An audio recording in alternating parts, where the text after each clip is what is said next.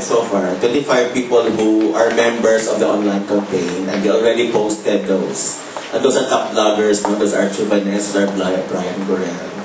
And if you look at their blogs now, there are already 25 people who are promoting this campaign.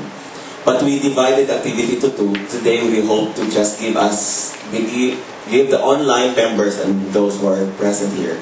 The 7 people who committed did not make it. Their flight was cancelled. I told you that about it. And there are 11 people who are waiting, but we cannot wait now. So we just join the line tomorrow just in case they're coming. But I asked Trixie to give us an orientation on why we feel it is important that we should be an online campaign.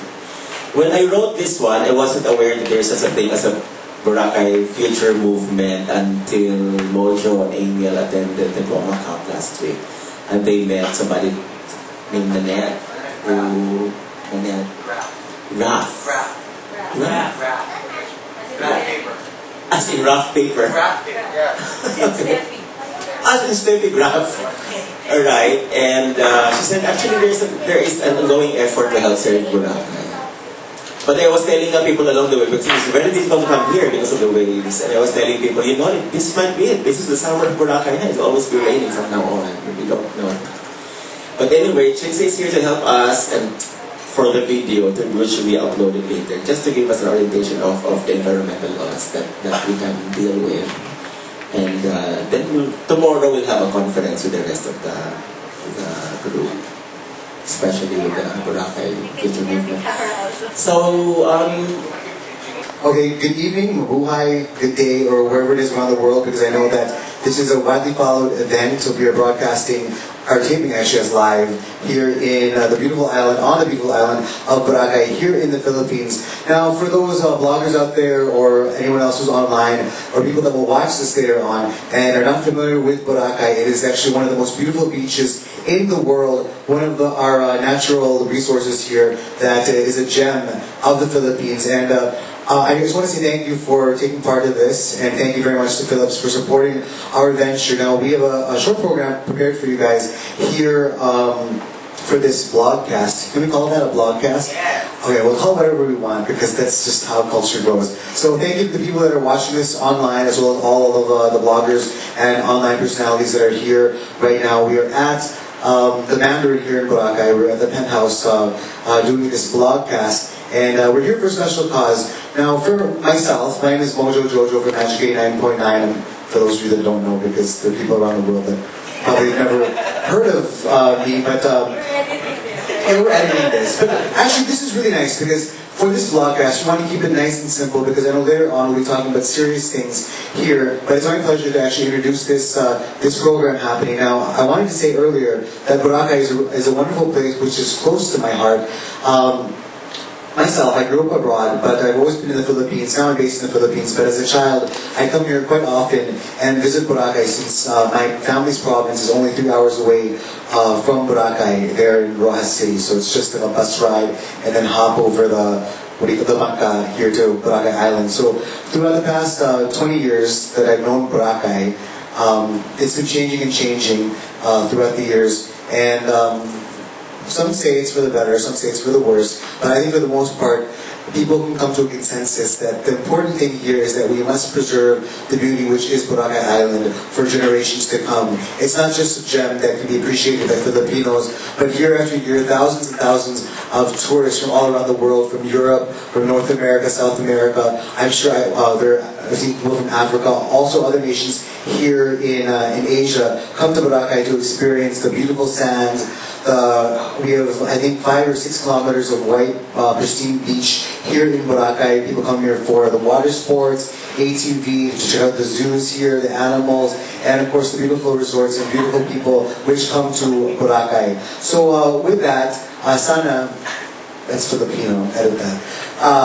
Hopefully, through this blogcast here, our Bloggers Encounter in Boracay, that we can raise awareness and do our part and help preserve and maintain the beauty which is Boracay Island. So without further ado, I'd like to introduce you to our main speaker for this evening. She's lounging here on the pillows, but come here, have a proper framing. It's my pleasure to introduce to you one of the members of the Doña Victorina Council, one of our social-political blogs here in the Philippines, which is very widely read, tackling issues on anything from politics to the environment to human rights. And I think this all started with a certain blog post. This is, of course, Attorney Trixie Angeles. Pardon my accent. Hi, Trixie. But I think it all started here with a certain blog post which raised eyebrows as to what we must do to preserve Boracay, because the title of the blog post was Boracay is Sinking. So I guess I'll leave it up to you to talk about everything else and address our bloggers out there. So thank you.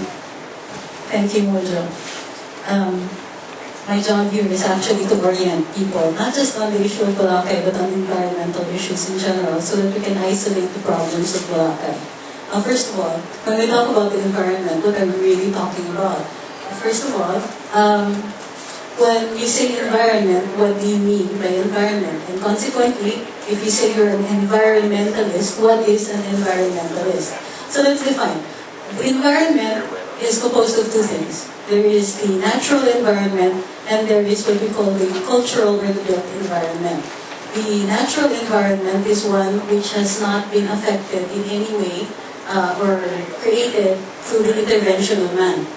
Cultural environment, of course, includes the intervention of man with the natural environment. There's no such thing as a completely man-made environment, because any environment must necessarily, by its nature, be part of the natural environment or consist of materials extracted from the natural environment. Why do we need to know what a cultural environment is? Because when you say you're an environmentalist, you consider everything, the natural environment and the cultural environment. Because precisely that's what being an environmentalist is about. It's about saving people. We save the environment because our survival depends on it. And so even saving our cultural environment, our survival also depends on our cultural environment. A homogeneous culture is actually self-defeating. People are stronger when we are different. And so we save cultures as part of the environment as well. So people sometimes forget, when you talk about environmentalism, you forget that the other main component of the environment is people. And so we're talking about natural and cultural environments. Now, what does it mean when you say when you talk about environmentalism? Well, first of all, let's discuss how environment interacts with man, or how man interacts with the environment. Well, first of all, our standard model of productivity, I'm sorry, this sounds very egghead, but our economies are driven in a linear fashion.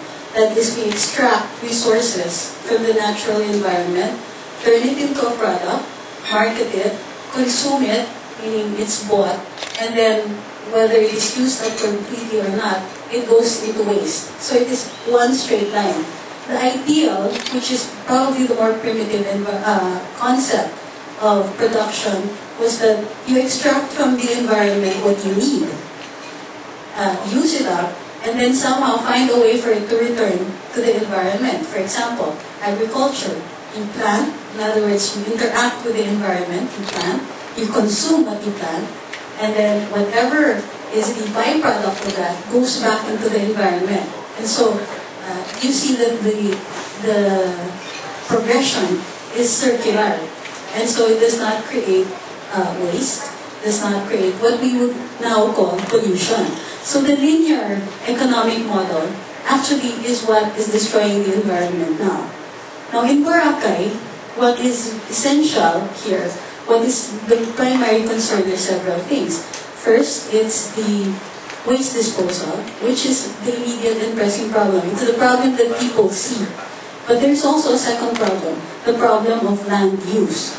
And of course, the third problem, when we talk about culture, we're talking about the interaction of man and how it affects the cultural environment. So first, let's talk about solid waste management and garbage in Boracay. What happens is when paradise is found? You have a beach, you have a beautiful island, you have people with a sustaining economy. You introduce one factor, tourism. Tourism enters, and now you have an economy that is driven